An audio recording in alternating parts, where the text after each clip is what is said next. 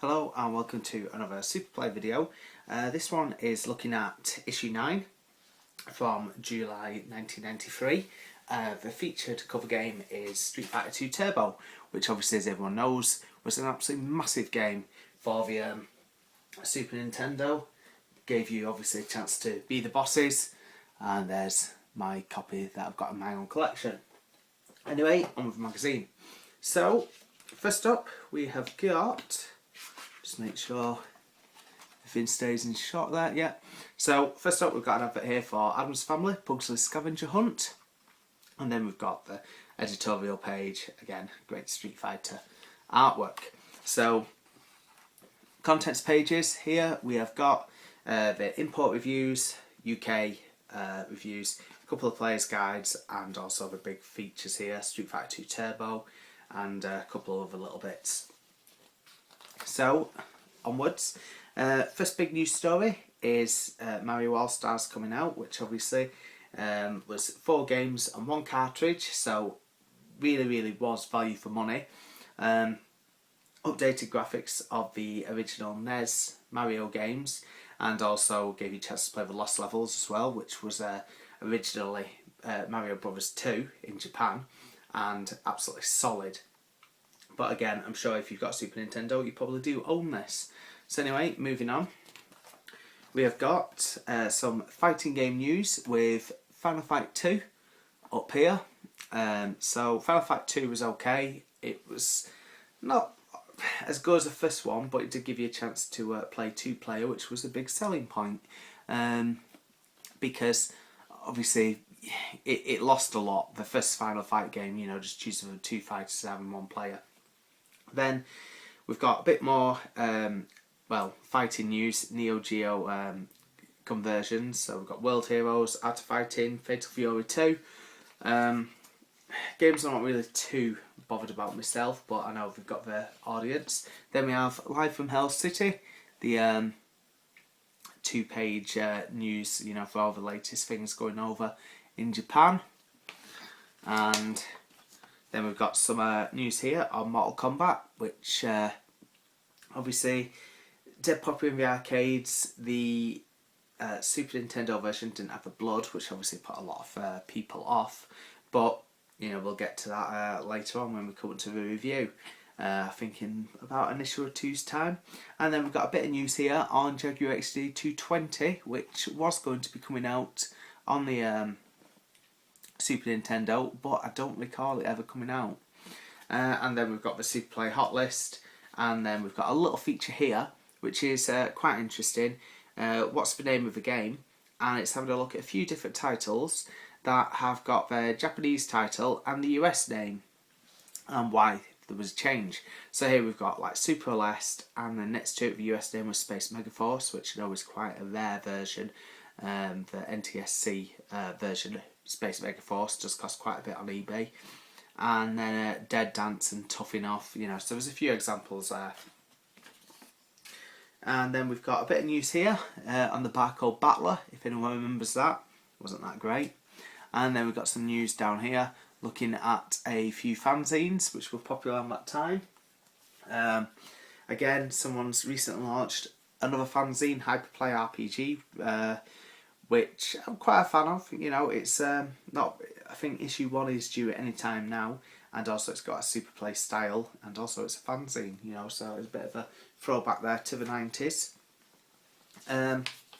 Anyway, next up we've got Fantasy Quest, basically all your latest RPG news. So we've got Breath of Fire here, we've got Final Fantasy 2, so again quite a few different shots there. And up here we've also got Dracula Kid, which is a game I've got in my collection now. I can't remember the actual Japanese title, but I've played it a little bit, and yeah, it seems okay. And then we've got a couple of shots here from Secret of Mana. So, moving on. Anime World, the latest, obviously, anime news. And then we've got a couple of my favourite games to Super Nintendo, and also just favourite games full stop. Shadowrun, fantastic game, and Zombies, also known as Zombies Ate My Neighbours. And then we've got a bit of, you know, the gossip type column with Chris and Tel, the blabbermouth robots. Then we've got a full page preview here of Super Turrican. I only ever really bothered with Turrican on my Atari ST and Amiga. I know that it does cost quite a lot to get the Super Turrican games on a Super Nintendo. And then we've got a bit more news here on what have we got? Mario, Wario and Yoshi are back with a couple of upcoming games. A bit of news here on the Super Mario Brothers movie.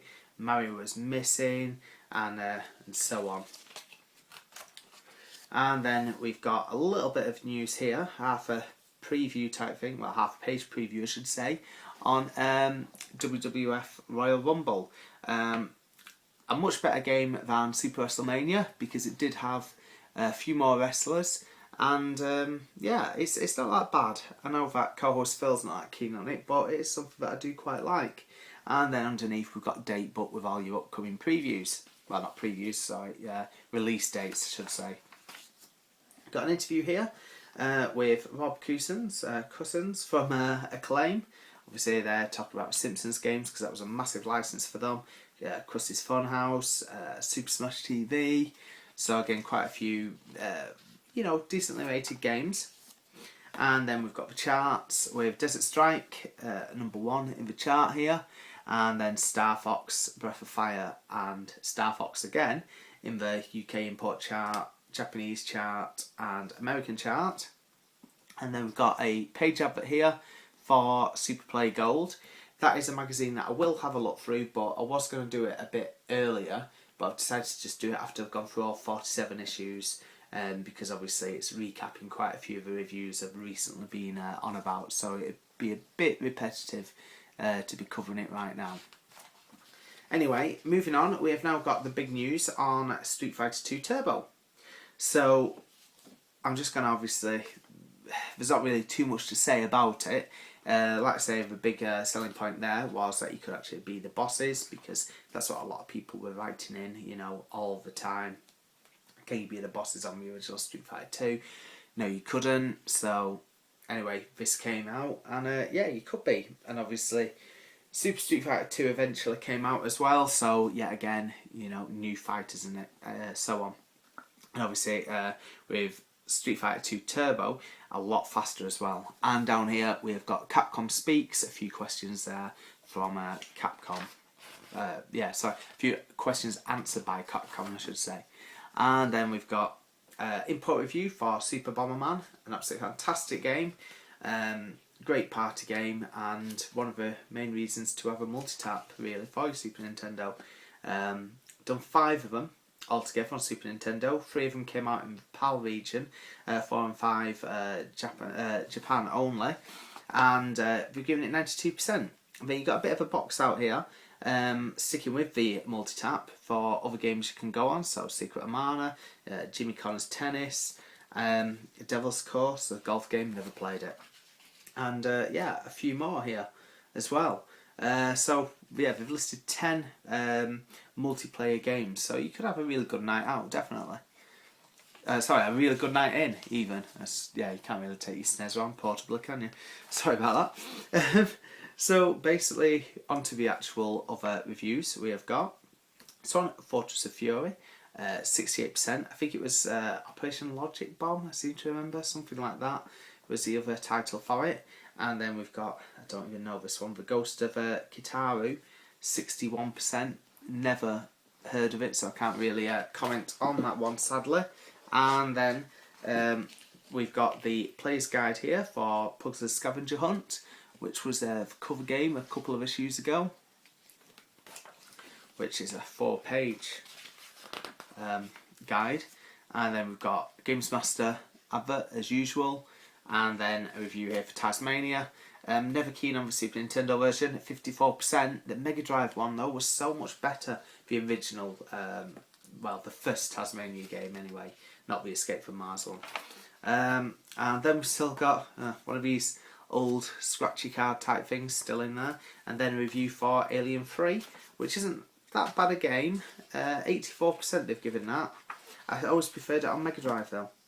And then we've got a 2-page feature on soundtracks, game soundtracks should say. So again, just a massive Q&A, you know, feature. 3 pages about that, because I know there's quite a few people who are obviously into collecting import soundtracks and everything still nowadays. And then it's saying the best Super Play soundtracks. Here we've got Castlevania 4, Solstice 2, ActRaiser, Super Bubble Protector, Super Turrican. Yeah, they're all fantastic soundtracks. You know, you can't argue with them. And then we've got Action Pachio. Don't know what that one is. 42%. Super Dunk Star 55. Some Sumo Game 44%, so a few awful stinkers here. Super Conflict 49%, another bad review. Powermonger 77%. Powermonger I'm aware of through the ST and Amiga, not my sort of thing really though, especially not on a console. SD Great Battle 3 63%, never ever heard of this one either, so not great reviews this issue at all. And Sim Earth, oh god, 34%. So, you know, it really is an awful month of reviews. And then we've got Ranma Half Guide, which is a one-on-one beat 'em up. Not that bad a game, you know, I used to own it years ago. And then we have The Fang of Edo, 49%. Never heard of that either. A lot of Japanese only games this month by the looks of it. Then we've got Mech Warrior. 63%, so yet again another very average game review. And oh Christ, anyone who's watched the other Super Play videos will know how much I slag off this company. THQ made some absolute crap on the Super Nintendo. Family Dog here, based on the old American cartoon, at 39%, and Wayne's World, based on the film, 26%. Wayne's World looked absolutely awful. I remember seeing it for rent in a Blockbuster. It may have still been Ritz back then. And I just went, no chance. And Nintendo was so funny about renting out the games, so you just had a shelf full of crap like this to rent. Anyway, I'm reliving demons there. Then we've got, what's this? Ultra 7, 45%. So one awful one-on-one beat 'em up with Ultraman. Toys, 24%. Oh god, that's absolutely awful. And then Shanghai 2, 58%. This is probably the one issue which has just been full of awful rated reviews. And then we've got Namcot Open, 80%. Well, that's not bad if you're into golf. And then Hit the Ice, 58%. So again, not fantastic though. And then basically we've got the feature new to the UK, so it's games that have been reviewed previously in Super Play, so it's a bit of a recap, you know, in case you've not bought any of the older issues. So we've got Buster Bust Loose, 89%, fantastic game, absolutely love it. George Foreman Boxing, 18%, awful, so it tells you as well here where the original review was at the bottom of it, if you want to see more screenshots and a bit more detail. Starwing, Road Riot, 4-wheel drive, Super Battle Tank, Super Goal, Cybernator, fantastic game but solid. Super NBA Basketball, not really my scene, but got a good rating. On the Ball, Batman Returns, that's a good scrolling beat 'em up, definitely. I've given that 87%. So we're past the reviews. Not a great month for them at all. What month again was it? July 1993. Although saying that nowadays, it's just like you don't really get that many that many games released over the summer months. So you know, it's waiting still even then for the big hitters for later in the year. Anyway, moving on, we've got Game Freak again with you know, all your questions and answers. Some Mode 7 cheats with Ask AD, some Fire Pro Wrestling 2 cheats there, Batman Returns, King Arthur's World, which isn't a bad game, I've not played it all for a long time, Mickey's Magical Quest, fantastic game, Mario Kart, Exhaust Heat 2.